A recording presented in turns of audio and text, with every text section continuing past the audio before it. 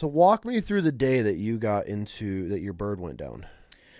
Yeah, so it was in Australia on my deployment there on the Murph D, and it was actually the crash happened like 6 weeks before I was EASing. Yeah, You almost died 6 weeks. I almost before died getting out. 6 weeks from getting out. Yeah, Oh, because I almost didn't make the deployment. I was almost going to have to extend because my EAS was so close to the end of deployment. But they sent me anyways, and so I was like 6 weeks out. This was my very last field op, like training exercise ever in the Marine Corps. Like the last thing that I do in the Marine Corps is this training exercise. you're done. You just got to ride your time. Yeah. And so what we were doing was a big culminating event of the deployment, a huge training exercise where we were training with the Gurkhas, the Aussies, the French, I think the British, our Army, and then the Marines. And it was a huge dynamic training exercise. And so what we were doing is we were flying from the RAF, which is like the air base in Northern Australia, flying from there on Ospreys to a remote island called Tiwi Island, just off the coast of Northern Australia. And so we were only going to be out there for like 4 days. It was just a quick op. But I've flown like plenty of times on birds. I've been on Ospreys, I've been on 53s, Hueys, and I've never had an issue. I always thought it was really cool. Like anytime we would do like fast roping, I was like having the time of my life, like a little kid, you know, sliding out of a helicopter. And I always thought it was fun and cool. And like, that's what I joined the Marine Corps for those experiences. For sure. So I never had a problem. I always thought it was fun. But we get in, I was in the first stick to fly off. So there was 2 birds, 2 Ospreys that were leaving in unison. And I was in one of the first birds. And I get in there. And at this time, I have a MAW, like a Carl Gustav, a big giant rocket launcher, and I've got my IAR M27. I've got a full ruck, like Is it full slung? combat Is the load. rocket slung, or are you carrying it? No, I jimmy rigged it with like a bungee cord on the back of my Goes over. of my ruck. Okay. Yeah, that made that bitch pretty heavy. Yeah, for sure. But I had all this. I had like all my gear, full combat load. We had like full 6 full mags. All this gear, and so we get on the birds, and it's a full flight. Like all the seats are taken, and we sit down. Have you been on Ospreys? Mm-hmm. Okay, you know how crammed you are in there. I was very fortunate. I got to fly in Afghan, so it was just me and one other dude. Oh, We got to go, yeah, so we got to sit on the tail. It was not the normal experience, but continue. Yeah, but I know how it's set up. Yeah, so full flight, and when you sit in there, it's literally like you're literally sitting like this, and each guy is like pressed up against you. And you're in full kit with full flak kit on, full Kevlar. kit, flak on. Your ruck is at your feet, just pressing up against your knees. Your rifle's right here. You're sitting like this, and just for like however long you're gonna fly, sitting like this, and it's like nobody tells you how long. Blaring loud in your ears because of the rotors. Like if you have to talk to the dude next to you, you have ear pro on. You're literally like screaming at his face, just trying to talk. Hope to God you do not have to go to the bathroom. Oh yeah. I've been on some long flights where I was like had to pee and stuff. Yeah. But anyways, we get on and load up and sit down, and we were flying over the ocean. We had like a 20-minute flight, 15-minute flight, but like 10 minutes of it we had to be over the ocean. So for that, you have to wear I think it's called LPVs, the little life jackets. They're thin little life jacket things. You put them over your shoulder, and then it has a belt with an air tank. Like it has like 10 to 15 minutes of air in it. And so we did like the helo dunker training before deployments, like where they put you in a gutted out like 53 body, and then they hook it up to a crane and they dip you into the deep end of like the recon pool. Yep. And you have to like train to get out of there. And sometimes they put like blindfolds on you, and they'll be like twisting you around under there. And so you have to train on how to unstrap yourself, get your breathing apparatus in, clear it, and then like get out. And so sometimes you'd have to like push out the porthole or whatever to get out. So like I had that training, right? And so I've flown on birds before where we have to have the LPV in the air tank. And I've never really checked it because I was never worried about anything. But this flight was different. It felt very different. As soon as I sat down, the best way I can I can't really explain it, but like, I guess the best way that I can explain the feeling that washed over me, like consumed me, was, it's going to sound weird, but I felt like the angel of death was in the bird with us. Really? It was a super dark, eerie, uncomfortable feeling that I couldn't shake as soon as I strapped myself in. Okay. Before we even took off. No problems with the bird. Like we're on the ground still, and I feel this eerie feeling. It was like this ESP, but like a very dark feeling. Okay. And so I'm checking my gear. I'm making sure that my air tank has air in it. Which you've never done before. Not really, no. Like I might have checked it and checked the gauge, but like I'm putting it up to my mouth and making sure it works and making sure the hose isn't kinked or anything like that. And so I'm sitting there and we take off, and I'm literally holding my air tank like this the whole time because I'm thinking I might have to deploy it soon. I don't know. There's nothing wrong with the bird at this point. I just have this very strange feeling that I've never felt. Did you communicate this with anybody else? Yeah. And actually, after the crash, a lot of the other guys felt the same feeling, the same exact feeling. It was literally like there was a presence of darkness in the bird with us. It was very strange. And like people might think I'm making this up. I'm not making this up, man. It was very strange. Okay, so and I felt very uneasy. And so we take off. And pretty soon we like get over the ocean, and you know, in Ospreys they usually keep the back hatch open. Mm-hmm. And I'm sitting in like, if that up there is the cockpit, I'm on the right backside of the bird, so I'm sitting right here. And if I look to my left, I can see, you know, out the back hatch. How close to the? How are you in the middle of the seats, or in the middle towards the back? Okay, which is kind of a good area to be. Yeah. And so I'm looking out the back hatch because it's like kind of cool to look out there when you fly. And, you know, we had a full flight. We had 22 Marines and one corpsman on board. And so we have, you know, 2 pilots, 2 crew chiefs, one at the front, one at the back, and then we're all just crammed in there like sardines. And so we take off and we get over the water. And I'm looking, you know, you can look down and see the water. And I start to think like... Is this day or night? Day. Okay. It was like in the morning, like late morning when we took off. And so I'm having this eerie feeling I'm not shaking it. And so I'm thinking in my mind, like, what if we crash? And I've never thought that on a commercial flight, on any military flight. I've never thought about crashing. But this time felt different. And so I'm holding my air tank, and I'm looking behind me, and I'm thinking about scenarios of crashing. It's just like consuming my mind. It won't go away. And so I'm starting to think like, man, if we crash, I hope we crash in the water, because at least that'll give us, you know, some sort of chance of surviving the impact.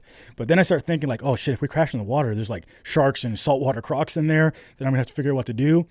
And again, there's no problems with the bird. It's flying, cruising normally. So then I start playing, you know, out scenarios in my head, and I'm looking around and I'm like, okay, that guy's an iron duck. That guy can't swim. That guy can't swim. So I'm going to have to save him. And then I'm going out that porthole. And I'm playing this over in my head of like an evac route before there's even any problems with the bird. No shit. Yes. Okay. And so I'm, you know, game planning in my head if we go down. And then, you know, 10 minutes pass and we get over the island, and then I can see the island out the back hatch. And shortly after that, maybe a couple minutes, is when the bird starts freaking out. How? So I didn't automatically think that we were flying out of control, because I've been in birds when they're doing like, you know, notional evasive maneuvers, where the pilots are training that maybe a missile or ground to air weapon system is engaging them, and they have to like, you know, evade the missile. So I've been in the birds when they do that, and I know what it feels like. So I'm thinking we start flying, you know, doing hard banks and like going up and going down hard banks. And I'm thinking like, oh, we're just doing evasive maneuvers, whatever. But then it gets really intense, like really. Are you strapped in? Yeah, I'm strapped in. Okay. I'm strapped in, and you know, you're tight in the seat. And so at some points, we're making such hard banks that I'm getting sucked into my seat, and my cheeks are coming down like I'm on a roller coaster. Like so feeling it. I'm feeling it. We're making really hard banks and hard turns and like sharp corners and stuff. And I still didn't think that we were flying out of control, but in hindsight we were. Because I had this eerie feeling, but I was trying to rationalize it in my head, because nobody wants to think you're about to crash in a plane. For sure. So I'm at the whole time just like, okay, we're just doing evasive maneuvers. This feels weird, but it's just evasive maneuvers. But then the other half of my brain is telling me that we're going to crash. It's a very weird feeling.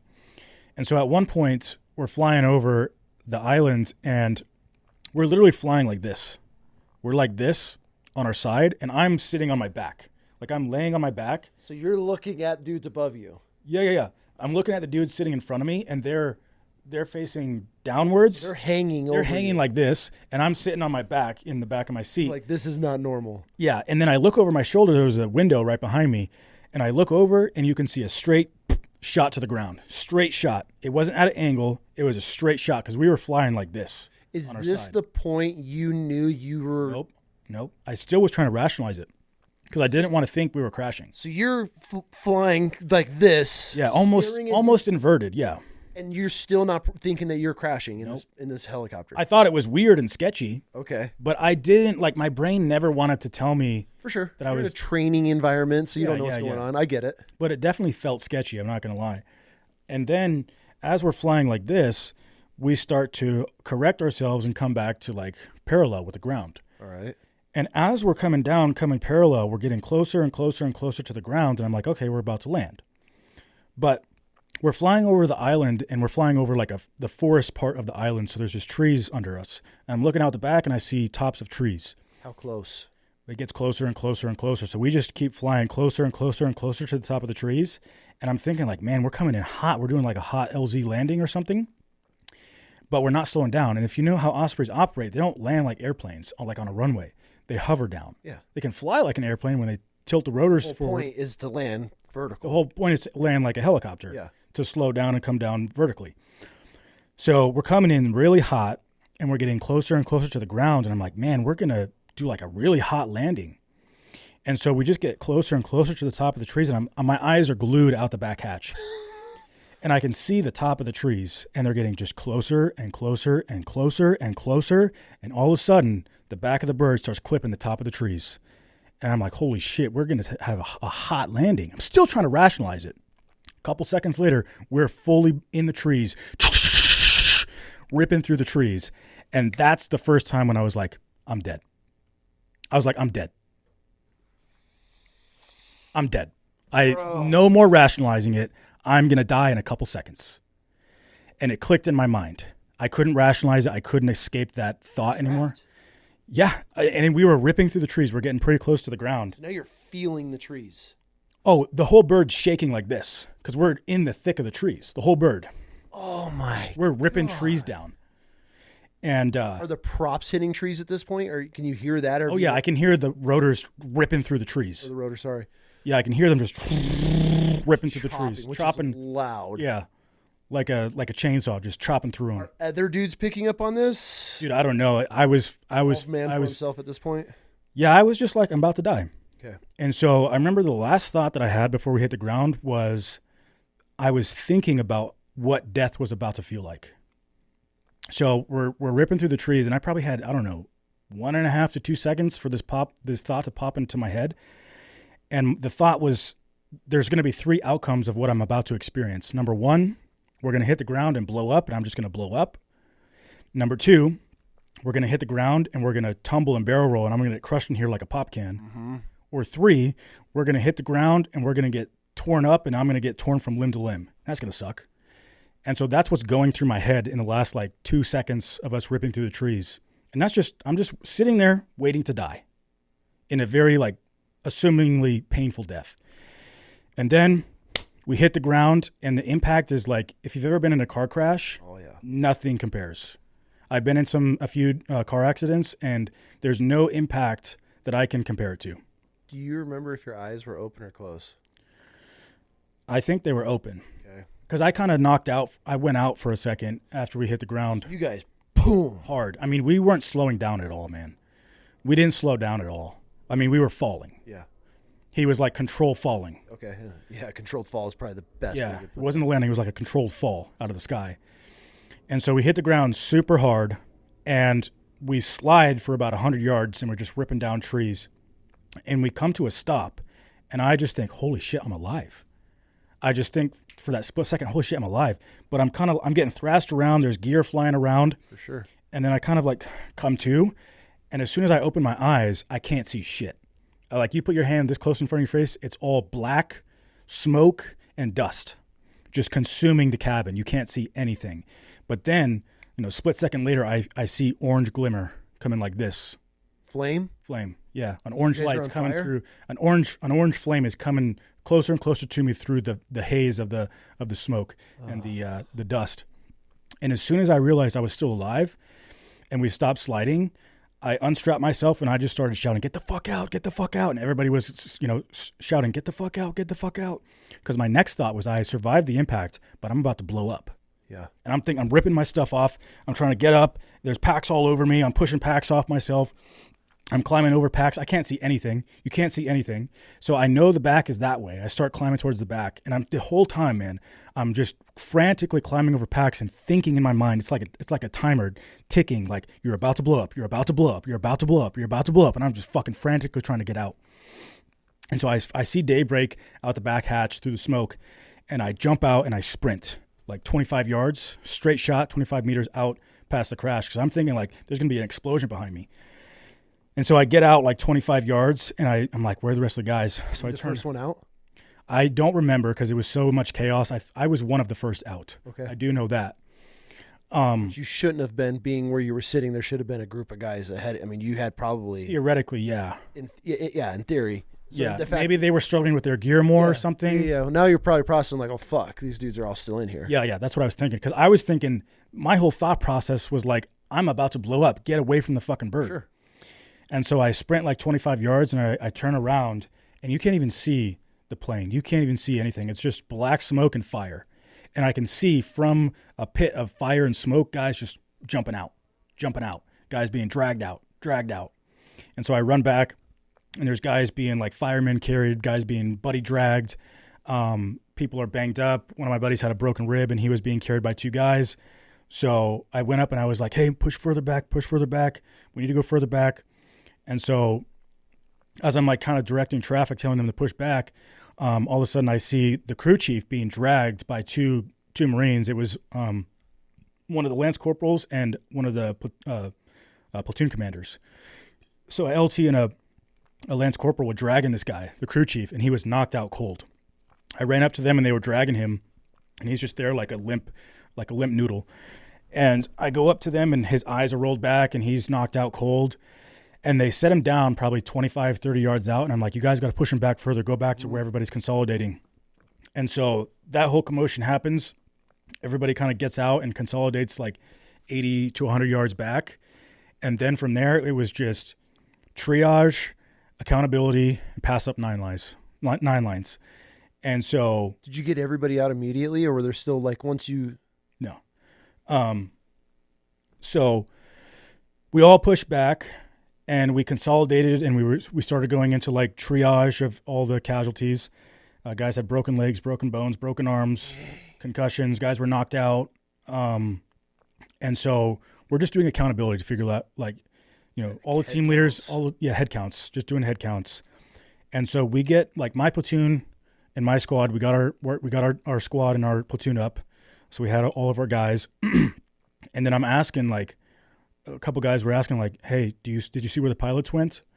Or did you see where the other crew chief went? Did you guys see them? And nobody had to answer. They're like, I don't know. I think they went out the side. I think they went out the side hatch or something, but I didn't see them. I don't see them.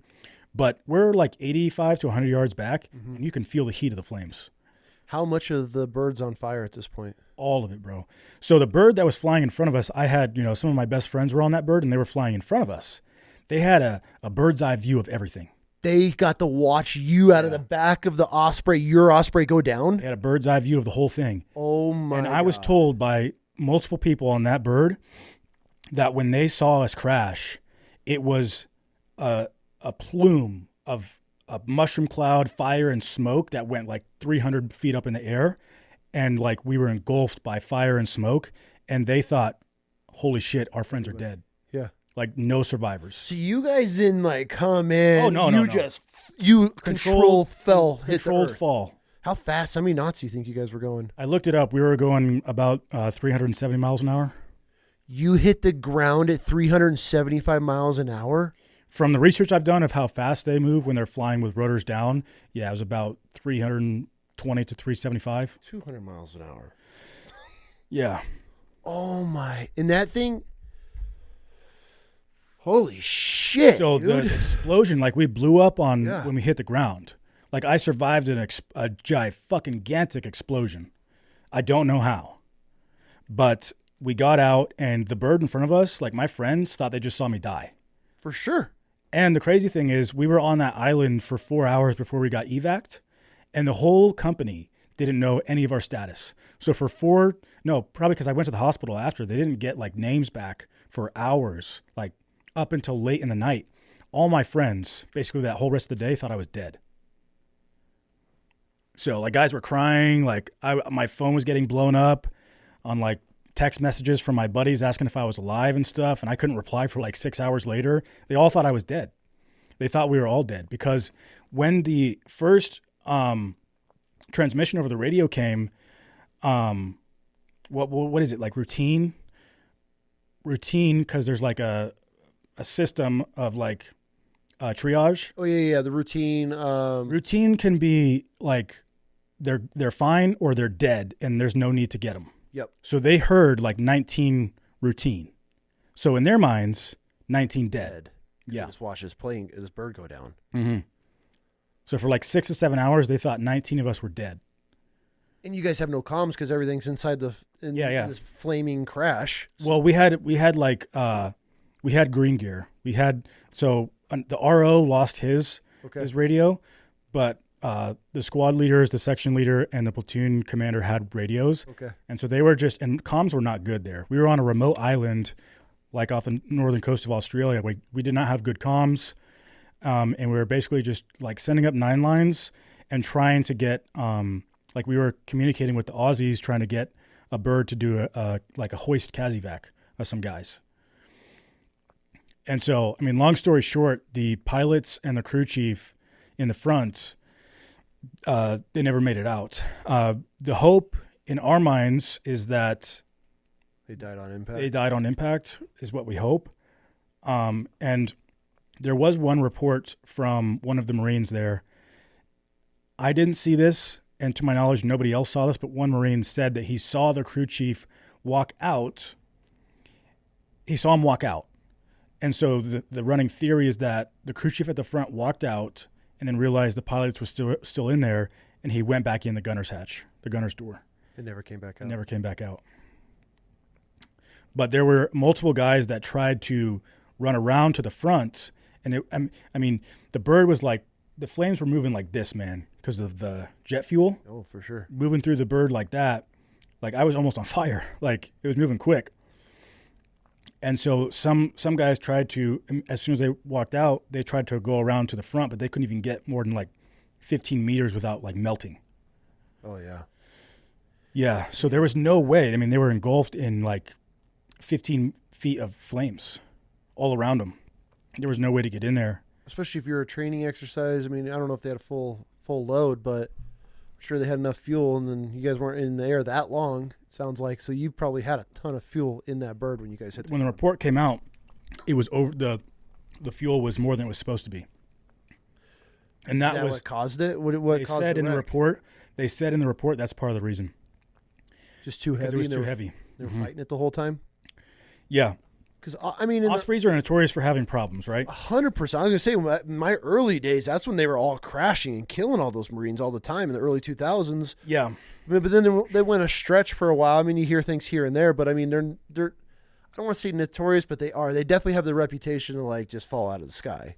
Oh yeah, all the time. I mean, they're notorious for having issues. I think like 95% of Osprey crashes are like non-pilot error. Yeah. So it's because of the bird. And yeah, I don't know the exact full report, but essentially they lost altitude. It wasn't pilot error, but they lost altitude and it was too heavy to bring back up or something. But I don't really know because the report doesn't fully reflect my experience, because I heard alarms going off in the cockpit before we ever started flying out of control. And I writ them off as like ambiguous alarms. I'm not a pilot. I don't know what the fuck those are. Yeah. But that happened before we started flying out of control. And then we were flying out of control for probably 3 minutes. And then that's a long time. The only reason that I survived is like by the grace of God and the pilots, because the way we were flying like this, like I said, and they brought us down and it was like nose first. Like they essentially sacrificed themselves or put themselves in harm's way to make sure that they could bring the bird down as safely as possible. Dang, man. Yeah. What a wild experience. Yeah, it was crazy. And we were on the island for 4 hours before we got evac'd. How'd you guys get evac'd out of there? Well, like I said, they tried to bring in some paramedic helicopters and they dropped a hoist, but we were in thick brush, so they couldn't really drop a hoist and get guys out. But the priority patient was the crew chief, because he was knocked out. I mean, he was banged up. Mm-hmm. He was fucked up. he ended up losing his left lung because he had internal bleeding. He lost, to this day, he's alive. He has one lung. Oh, shit. Yeah. And so he was knocked out. He had a broken pelvis, internal bleeding, I think a couple other broken bones. Where was he sitting? Do you remember? He wasn't sitting, bro. He was standing when you guys crashed? He was standing strapped into his gunner's belt. He was getting thrashed around like a ping pong ball. Yeah. That explains that. Yeah. You're done. You're strapped. You're standing in there like that. The crew chiefs are done. Mm-hmm. So he's lucky. He's lucky he's alive because when we were on the island, we had one corpsman, but the corpsman, his med pack was on the bird. So all we had was IFAKs to treat this guy. Like, we can't do a needle D. We can't do collapse lung. Yeah, we can't do any of that shit. Oh, man. He's got a broken pelvis, so we're trying to wrap up his waist, and he's like got a severe head trauma and internal bleeding.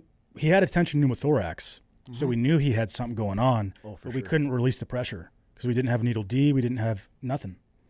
And so we're just kind of keeping him stable and trying to talk to him and keep him 4 hours. For 4 hours. Paramedics showed up probably 3 hours into it. Okay. And they had to come in through foot because there was no road. I mean, we were in thick brush, man. There's no way to drive there, really.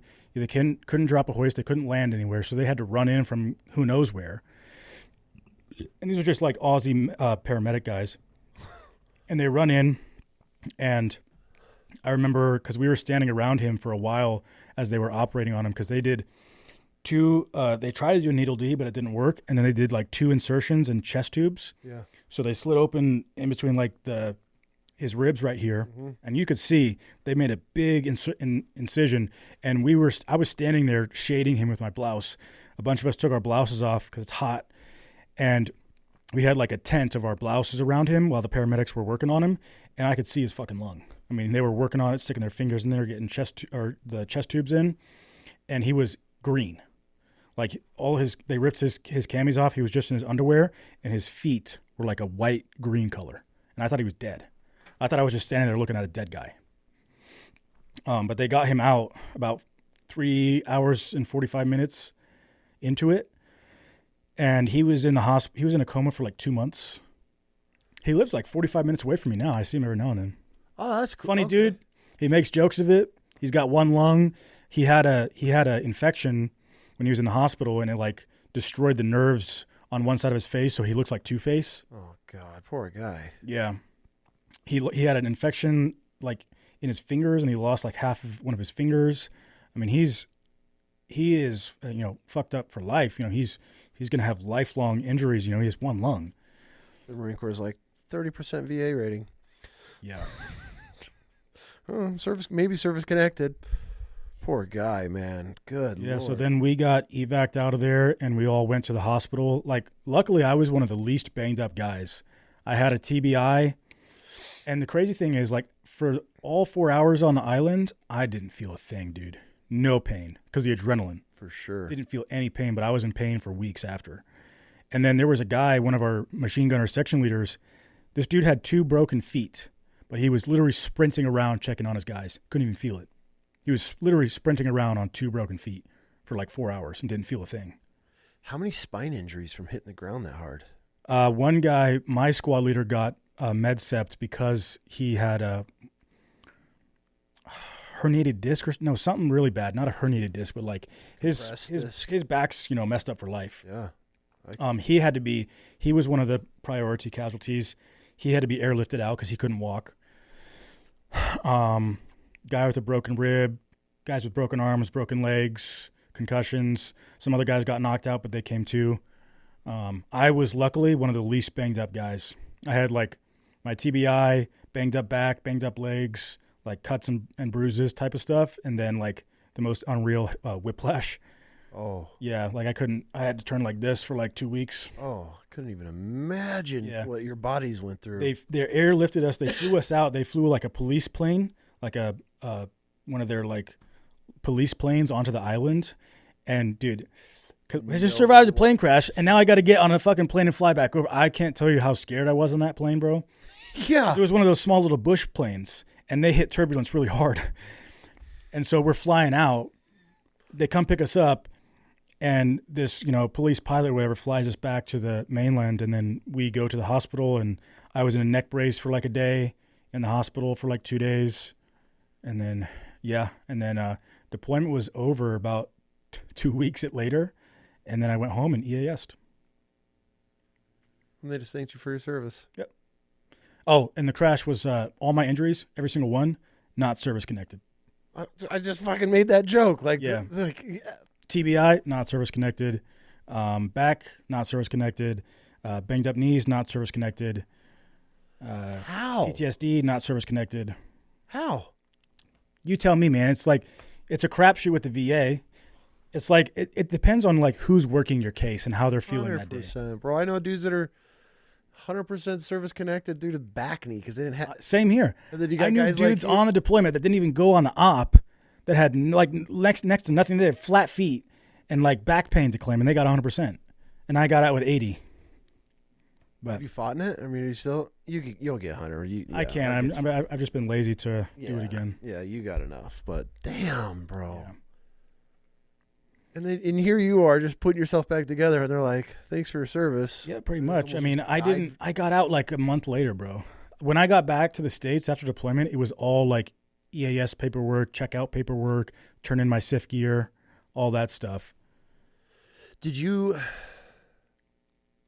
I mean, that's got to linger. That's because when people hear like PTSD and veterans, they think war, right? Like, gotta go to war, do all this bullshit. But PTSD comes in lots of different forms. Did that fuck with you for a while, getting in a helicopter crash? Like flying? Just traumatic, yeah. Flying was so this year I've flown every single month. Like I travel a lot. Yeah. And it's weird because after the crash, for probably the first couple months, I wasn't afraid of flying. It was weird, but it was like developed. Yeah. Like that anxiety developed and it got worse and worse and worse as time went on. And for probably a good year, every time I got on a plane, I literally thought I was going to die. Oh, I couldn't even imagine. Like taking off scared me to death. Any turbulence scared me to death. Anytime the plane would move or turn scared me to death. Anytime we would land scared me to death. I was literally like every flight for like a year, I would be like praying half the flight because I thought I was going to die. God. Like that's what now it's weird. It's like, this actually ties into like me coming back into like Christianity, but like. I got a couple last questions about the accident, but. So I guess I think we were talking about faith. After the crash, did it help open your eyes back up to faith?